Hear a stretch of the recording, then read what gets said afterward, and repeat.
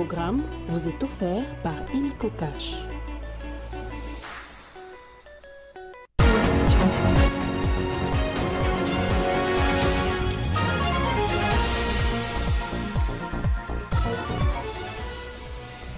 C'est une commémoration pas comme toutes les autres célébrées dans la méditation. Le 64e anniversaire de l'indépendance de la République démocratique du Congo est caractérisé par l'insécurité qui touche quelques zones du pays du fait notamment d'une occupation étrangère. Au moins 12 personnes ont perdu la vie dans un accident de circulation routière sur la route nationale numéro 5. Des précisions tout à l'heure avec Joseph Fermani, correspondant des Télé 50 au Sud Kivu. Présidentielle en Mauritanie, au total 7 candidats s'affrontent ce samedi. Parmi eux, le chef de l'État sortant, Mohamed Ould Ghazouani, à la tête du pays depuis 2019. Voilà tout pour les sommaires. Bonsoir à tous. Ouvrons ce journal avec cette triste nouvelle. Au moins 12 personnes sont décédées dans un accident de circulation routière sur la route nationale numéro 5 Bukavu-Kamanyola au Sud Kivu. Parmi elles figurent les femmes, les enfants et les hommes. Des blessés sont également à déplorer. Les problèmes de la grévaison seraient à la base de cet accident mortel sur cette route en pleine réhabilitation. Aman Joseph nous relate l'événement. Voici ce qu'il en reste de ce véhicule de marque IAS qui quittait la ville de Bukavu en destination de Luinja, en territoire de Mwenga. Selon les témoins, arrivé à l'endroit dit Toyota, dans le territoire de Kabaré, le véhicule a connu une crevaison. Soudain, il s'est retrouvé sur une pente, pneus en l'air, vitres caillassées, des chaises hors d'usage et des parties érodées.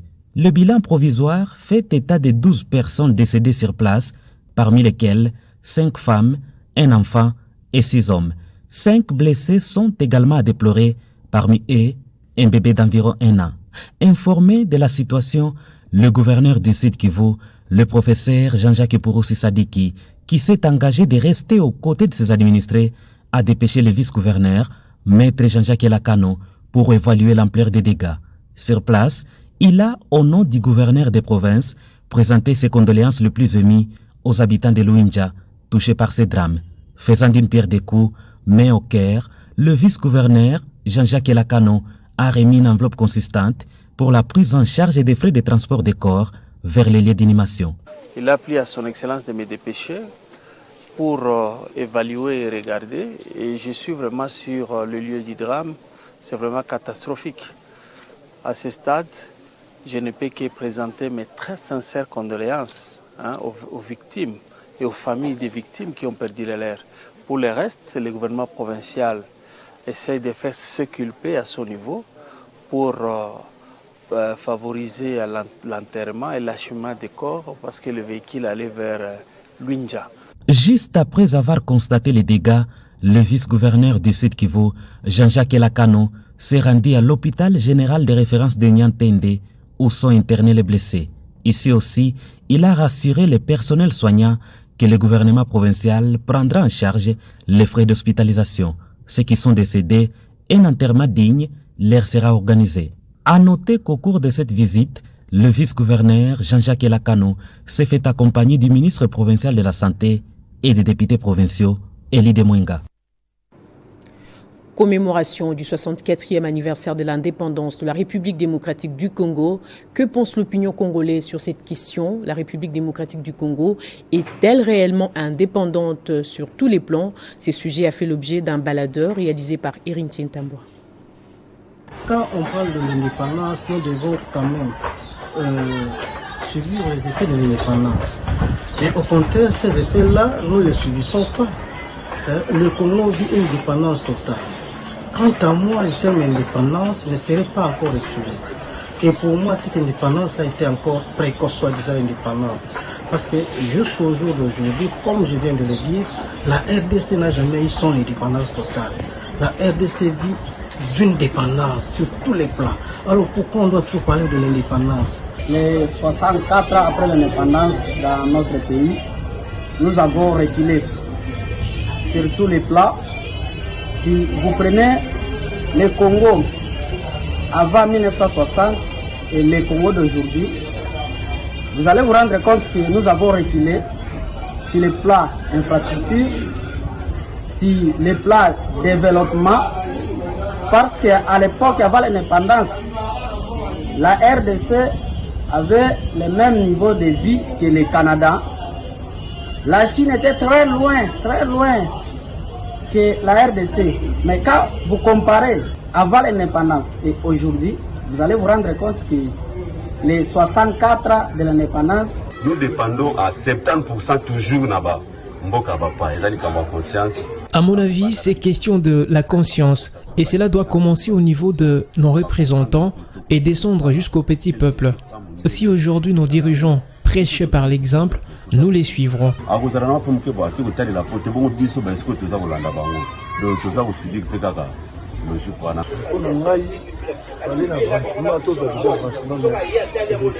Je pense que rien ne marche depuis notre accession à l'indépendance. Nous ne sommes pas du tout indépendants parce que cela implique une liberté totale dans tout ce que vous faites. Depuis notre accession à l'indépendance jusqu'à ces jours, nous ne vivons que la même chose. Je préfère d'ailleurs vivre dans l'époque coloniale.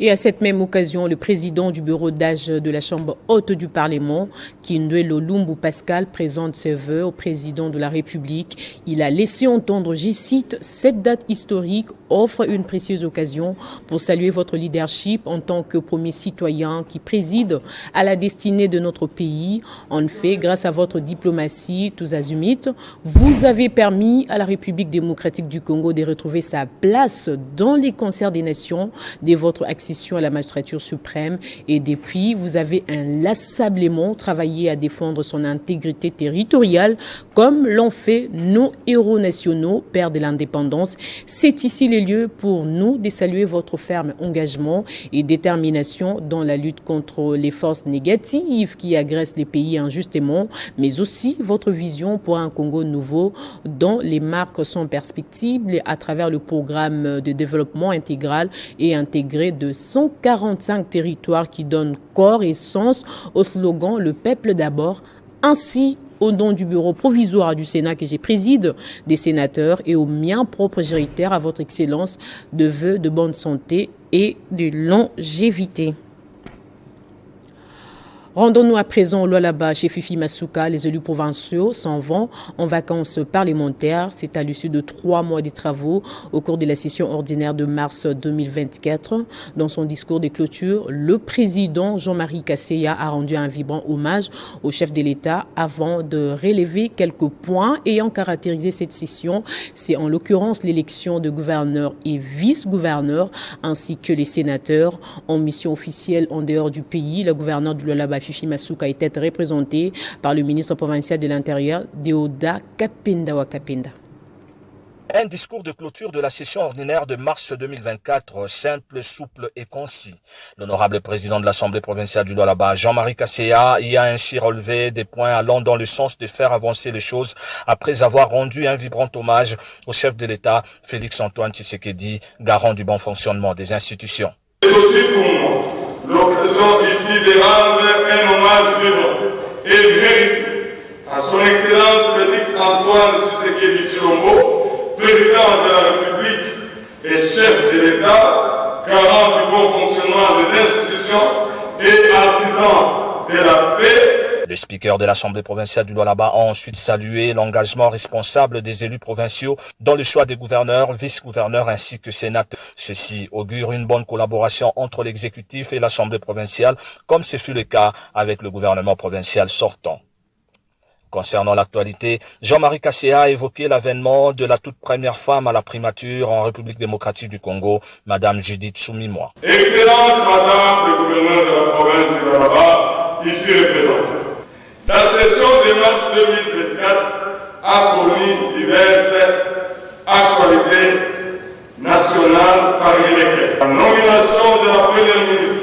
Les travaux exécutés à l'Assemblée provinciale du Lualaba n'ont pas échappé à ce discours magistral. C'est notamment la mise en place des commissions permanentes et groupes parlementaires avant qui ne souhaitent une heureuse fête de l'indépendance à tous. Troisième réunion du Conseil des ministres du gouvernement souminois. C'est le chef de l'État, Félix Tshisekedi, qui l'a présidé vendredi à la Cité de l'Union africaine. L'amélioration du système éducatif de la République démocratique du Congo, notamment l'évaluation à mi-parcours du système LMD, la tenue des états généraux du patrimoine immobilier de l'État sont parmi les points qui ont été inscrit à l'ordre du jour. Le VPM des transports Jean-Pierre Bemba a évoqué la question du financement du plan de relance des Congo Airways, cette entreprise qui risque de voir son agrément de transporteur aérien retiré si, d'ici le 16 septembre, elle ne dispose pas de son propre appareil immatriculé en RDC. Mise en œuvre du plan d'urgence de relance de Congo Airways. Le vice-premier ministre, ministre de Transport, a fait le point au Conseil de l'urgence et la nécessité pour le gouvernement de financer la mise en œuvre du plan d'urgence de relance des activités de Congo Airways, conformément à l'instruction du président de la République au cours de la 111e réunion du Conseil de ministres du 15 septembre 2023. En effet, les fonds nécessaires prévus pour permettre à cette compagnie nationale de renforcer sa capacité opérationnelle n'a pas encore été libérée. Congo Airways n'exploite qu'un seul aéronef en leasing et dont le contrat expire dans les jours qui viennent. Bien plus, elle court le risque de voir tomber son certificat de transporteur aérien et son agrément IATA si au 16 septembre prochain, elle ne dispose pas d'un appareil opérationnel immatriculé en République démocratique du Congo. Le vice-premier ministre a été complété par le ministre du portefeuille qui a soutenu qu'il est important pour le gouvernement d'assurer à tout prix de la relance de cette compagnie aérienne dans le jour qui viennent parce qu'elle présente le potentiel qui permettront son développement. Des mesures urgentes relatives notamment à la mise à disposition de fonds et à la gestion des différents contentieux ont été préconisées.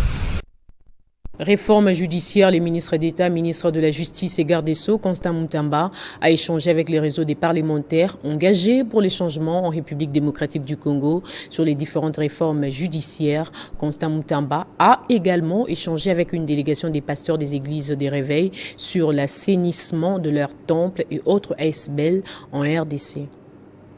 Au menu de cet échange qui a eu lieu entre le ministre de la Justice et garde de Sceaux, Constant Mutamba, et les réseaux des parlementaires engagés pour le changement en RDC, les différentes réformes déjà engagées et d'autres initiatives à mettre en place en vue de garantir à la RDC des grandes réformes judiciaires. Ce réseau, essentiellement composé des députés nationaux, est venu proposer au ministre quelques changements envisagés. Le député national Jean-Pierre Mirindi, élu des Calais dans le sud Kivu, qui a conduit la délégation, s'est exprimé. Autant d'actions que nous avons mis en cours. Il y a certains problèmes concernant le déploiement des fonds publics destinés aux fonctionnaires étatiques, médicaux et paramédicaux de la province du Kasaï. Il y a aussi des problèmes de certaines prisons ou instances judiciaires non ouvertes dans certaines provinces, dont la Lomami, et autant de problèmes qu'on a esquissés de manière préliminaire. Le ministre d'État et ministre de la Justice a également reçu une délégation des pasteurs des églises de Réveil venus écouter les avis du ministre d'État en ce qui concerne l'assainissement des églises et autres ASBL en RDC. Après échange, le patron de la justice en RDC, Maître Constant Mutamba, a réservé une suite favorable à chaque délégation qui est retournée avec satisfaction. En exécution de la décision de monsieur le procureur général pris la Cour de cassation en rapport avec la destination à donner aux véhicules volés récupérés lors de l'opération Oussalama 9 d'Interpol, le directeur chef du bureau central Interpol, général Matangui de Gaulle, a été instruit par le commissaire général de la police nationale congolaise, le général Alonga Boni Benjamin, de procéder à la remise de ces véhicules au service public de l'État. C'est jeudi 27 juin 2024, tant l'endroit ressemble à une vente aux enchères de véhicules ou à une braderie sur le boulevard Sindui. En effet, une vingtaine de véhicules sont alignés dans la cour depuis plusieurs mois, prêts à être dotés à divers services publics. C'est le résultat de la 9e opération dite Usalama, menée conjointement par le bureau régional d'Interpol à Nairobi et à Harare. La dite opération visant à lutter contre la criminalité transfrontalière sous toutes ses formes a permis de saisir ce véhicule volé. Président de cette cérémonie, le commissaire du zone adjoint Degol Matangi, directeur du bureau central national BCN Interpol en sigle, est entouré du représentant personnel du procureur général de la République près la Cour de cassation, M. Emery Pouna, premier président de la Cour d'appel et secrétaire particulier du procureur général. C'est en vertu de la décision du procureur général près la Cour de cassation, représentant valablement l'État congolais, que ces 9 véhicules volés en France, aux Pays-Bas et en Angleterre sont désormais affectés à divers services publics, notamment à la police nationale congolaise via le commissariat général. Nous avons mis la main sur 9 véhicules en provenance de la France, 10 véhicules en provenance de la Grande-Bretagne et un véhicule en provenance des Pays-Bas. Donc ces véhicules ici, comme le veut la procédure d'Interpol, nous avons mis cela à la disposition de l'autorité judiciaire qui est le procureur général près de la Cour de cassation, et nous avons fait le message auprès de tout ce pays pour leur informer que les véhicules qui ont été déclarés volés dans leur pays se retrouvent ici chez nous. Le service national a lancé la récolte des maïs pour la saison 2023-2024 au centre Félix-Antoine Tshisekedi des KCC. 16 000 tonnes seront récoltées cette saison. L'objectif est d'atteindre 50 000 en 2025 selon les commandants du service national. L'élevage s'agrandit également des 4 têtes des bovins trouvées à l'arrivée du général-major Jean-Pierre Kassongo Kabuik. Le service national en compte 2221 aujourd'hui. En pleine période de récolte au centre pilote Laurent Désiré Kabila à Kassisi, ici, la moissonneuse-batteuse tourne en plein régime. Une fois à l'arrêt, le bâtisseur du service national prenne la relève pour faciliter la récolte. Cette opération nécessite toutes les mains, surtout celle de nouveaux pensionnaires du centre de formation et d'encadrement Félix-Antoine Tshisekedi. De l'autre côté, une tractopelle qui est en action pour procéder au dessouchage, car le service national compte étendre son champ de maïs jusqu'à 10 000 hectares pour une production de 50 000 tonnes de maïs d'ici 2025 contre 16 000 tonnes pour la campagne agricole en cours 2023-2024. Toujours à Kassisi, le général-major Jean-Pierre Kassongo Kabuik, dans sa casquette d'élévateur de bétail, a effectué une descente sur le site pour s'enquérir de la situation, car le service national compte à peu près 2000 têtes de bétail. On organise les choses quand même bien. Ceux qui viendront après nous, ils vont profiter de ce travail. Le général a fait appel au gouvernement afin de fournir des ressources au service national pour la duplication des différents services dans le cadre du programme des 145 territoires. Si le gouvernement décide d'intégrer le service national comme peut-être une unité de mise en œuvre pour atteindre tel ou tel objectif, dans l'armée on dit mission égale moyen. Après l'école, c'est un nouveau centre de santé qui sort des TR pour survenir aux soins de santé, non seulement des bâtisseurs, mais aussi des habitants de cette partie du pays. Entre-temps, un autre chef-d'œuvre produit déjà des résultats à la gare de Kanyama. Le premier train en provenance de Lumumbashi a déjà effectué ses premiers déchargements. Un train conduit sans complexe par une femme. Au total, 75 lits ont été distribués au camp militaire des déplacés à Katindo à Goma, province du Nord Kivu, par la ministre des Affaires sociales, Action humanitaire et solidarité nationale, Nathalie Aziza Mounana, sur instruction de la première ministre Judith Suminwa. Plus de détails dans ce reportage. Elle est venue dans la province du Nord Kivu apporter une assistance humanitaire avec méthodologie. C'est ce qu'on peut retenir en substance la déclaration de la ministre des Affaires sociales, Action humanitaire, Solidarité nationale, Nathalie Aziza Mounana, à la descente de l'avion dans la ville de Goma. Oui, je viens de prendre les fonctions il y a déjà 15 jours. Ma priorité, c'était de venir ici à Goma, palper la réalité de la souffrance de Goma pendant plusieurs décennies, plus de 20 ans je crois. Et j'essaie d'apporter le meilleur de moi-même, amenant ma déontologie et ma méthodologie, la façon dont je pense accompagner les vulnérables et tous les gens qui souffrent par rapport à cette guerre qui nous a été imposée par le Rwanda. J'ai déjà un projet, comment je vais accompagner les vulnérables ici en commençant par la santé mentale, la prise en charge psychosociale d'abord. Dans la suite de la visite de la première ministre à l'hôpital militaire du camp Katindo, la ministre des Affaires sociales, Action humanitaire et solidarité nationale, Nathalie Aziza Mounana, a promptement réagi en faveur de l'hôpital. Selon les doléances du médecin directeur, Nathalie Aziza Mounana a fait les dons de 75 lits pour recevoir les blessés des guerres et autres malades. On a reçu plus de 75 lits de la part de la ministre des Affaires sociales, Nathalie Aziza. On est trop ravis et cela a été fait dans un bref délai d'au moins de 24 heures. On tenait vraiment à remercier cette action de la part de notre gouvernement. Cette dotation fait partie de 25 tonnes de matériel reçu de la Fondation Harish Jaktani, jouissant de la crédibilité et du sérieux. La ministre des Affaires sociales, Action humanitaire et solidarité nationale, Nathalie Aziza Mounana, travaille à apporter le soulagement du mieux qu'elle peut au nom du gouvernement, conduit par Judith Tuluka et sous l'impulsion du président de la République, Félix-Antoine Tshisekedi Tshilombo. Absents dans la gestion actuelle du pays, les notables de l'espace Ngala plaident pour l'équilibre de la gestion du pouvoir au sein des institutions de la République démocratique du Congo. Jean-Pierre Lisanga Bonganga et Egwake Omer l'ont dit lors d'une rencontre fraternelle ce vendredi à Kinshasa. C'est en prélude de l'élection du bureau définitif du Sénat qui pointe à l'horizon.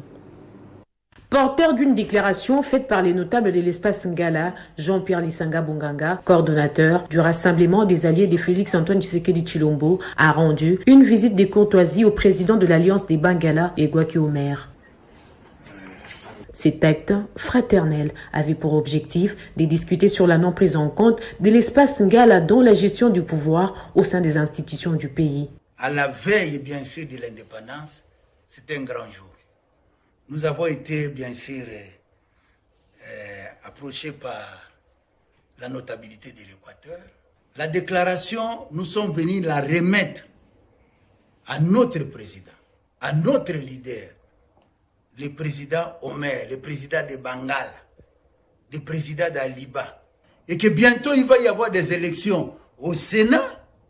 Allons dire à notre leader, pour qu'à son niveau, au niveau de ses contacts, que ce soit les contacts politiques, que ce soit les contacts diplomatiques, que ce soit au niveau de la base, qu'il puisse dire, en tout cas, dans tout ce que vous avez fait, qu'on réserve quelque chose pour l'espace Ngala. Une marque de considération, estime le président d'Aliba, Egwake Omer, qui a promis de prendre des contacts pour que le message soit entendu.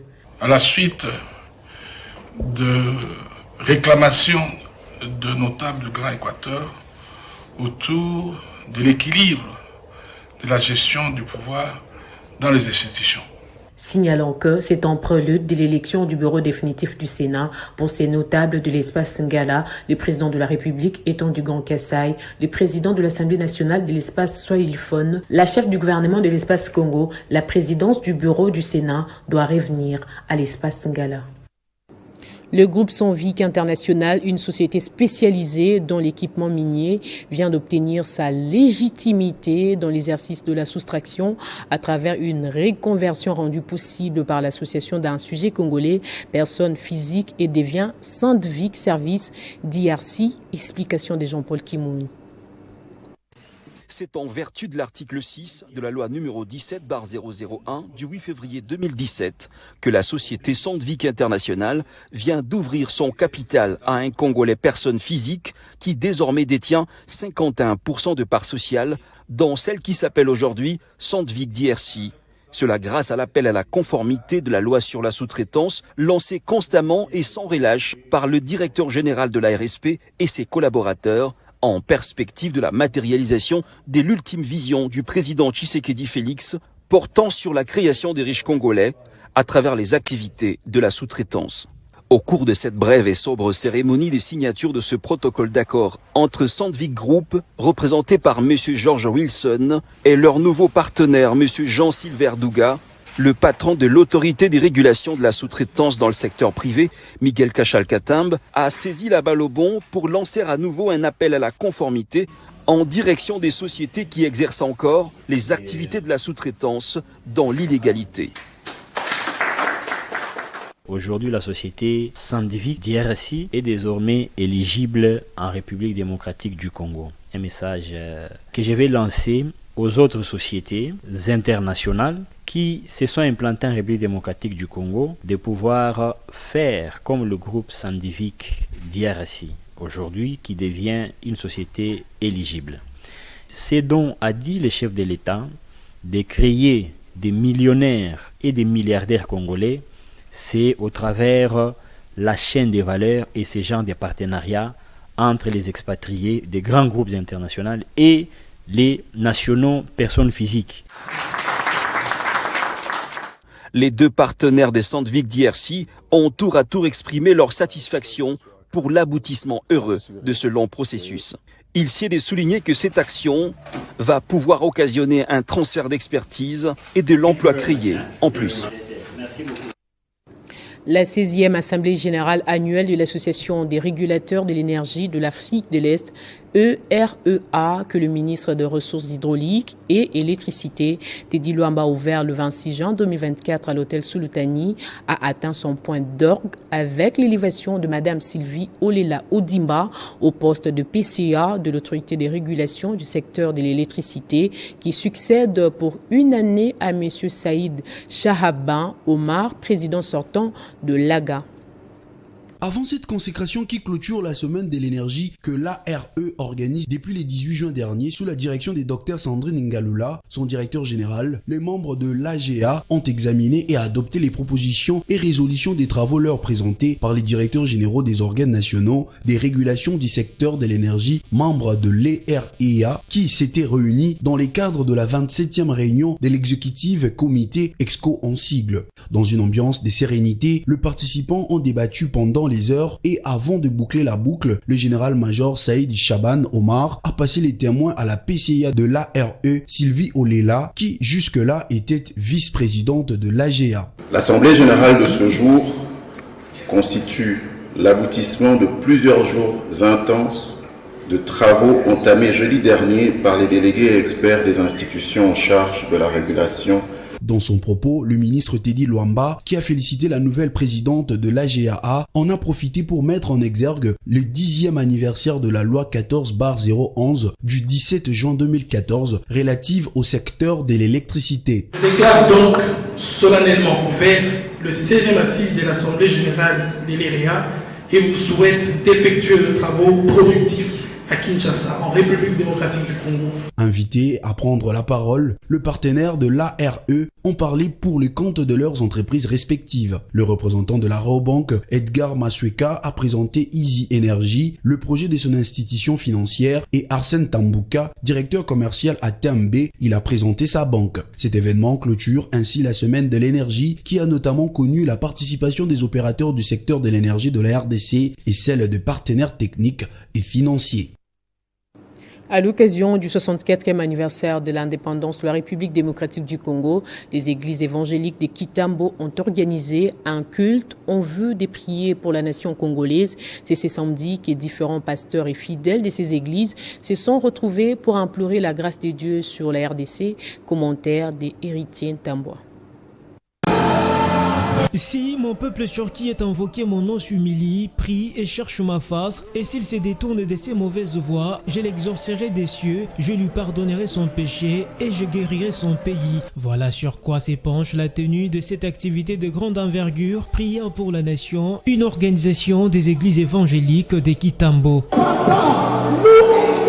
Dans son intervention, l'orateur pasteur Jacques Chulumba tire son enseignement du livre des 2 Chroniques, chapitre 7, verset 14.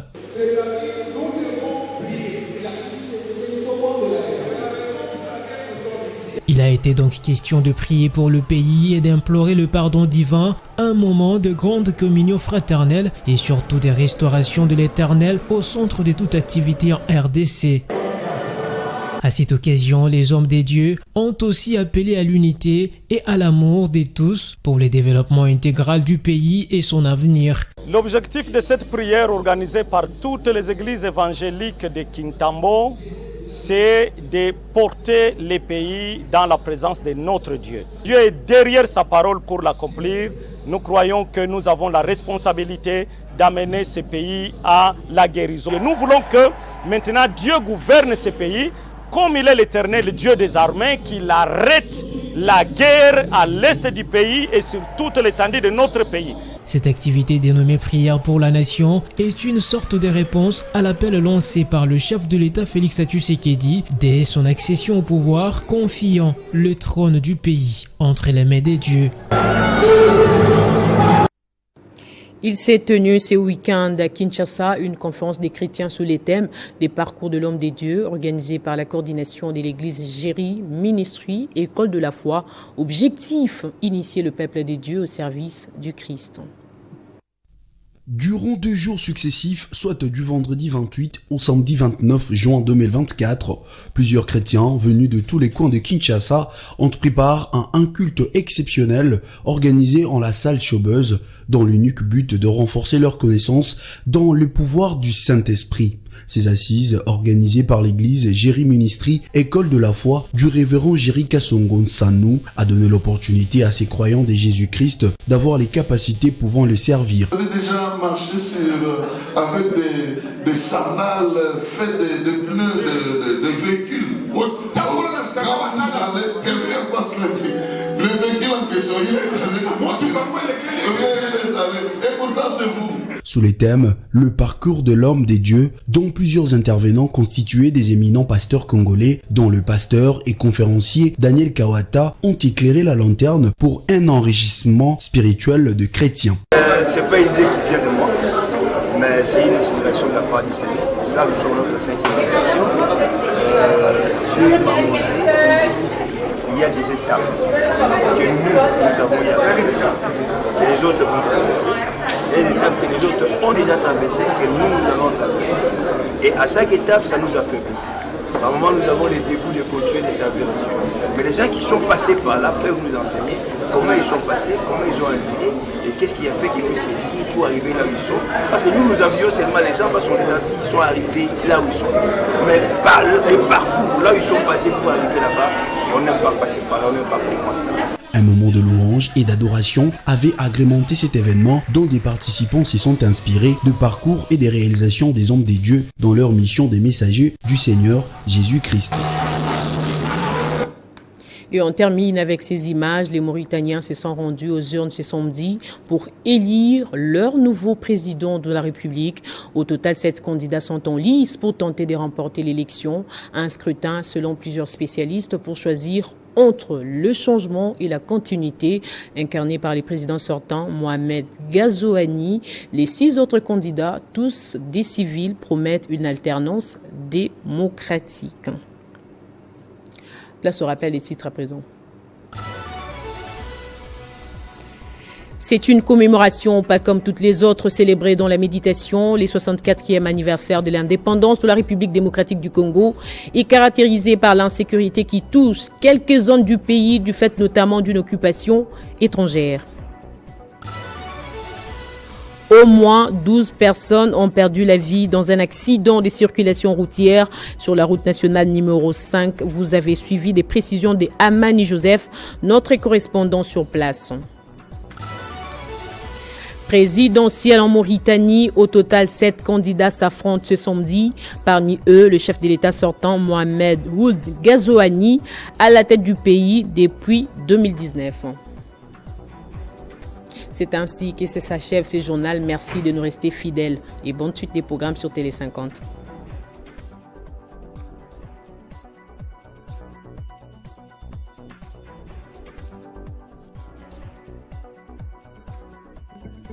Retrouvez toute l'actualité en continu sur www.tele50.cd.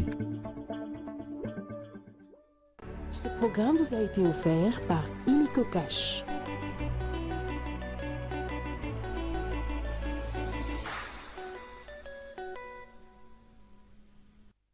Message de vœux du CEEC à son Excellence Monsieur le Président de la République, chef de l'État et aux autres institutions de la République.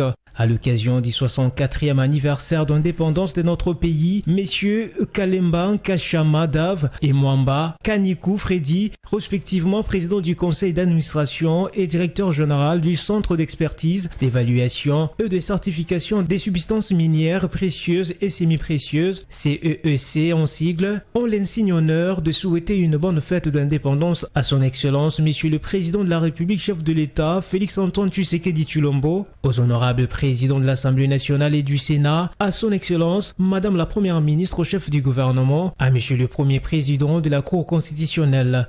Cette 64e commémoration de notre accession à la souveraineté nationale et internationale revêt une importance particulière pour notre pays, en ce qu'elle survient à l'aube de l'investiture du gouvernement des missions.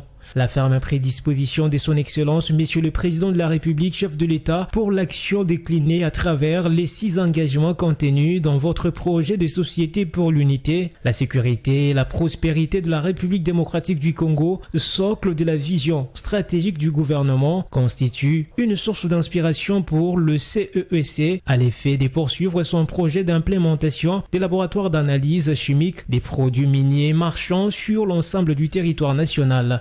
Puissent les seigneurs soutenir votre détermination à assurer la grandeur de la RDC, à préserver l'héritage allégué à la postérité afin de pérenniser la mémoire des pères fondateurs de la République et des héros morts pour les saluts publics. Que vive la République démocratique du Congo, que vive le chef de l'État, bonne fête d'indépendance. Pour les CEEC, Mwamba Kanikou Freddy, directeur général, Kalemba Kashama Dav, président du conseil d'administration.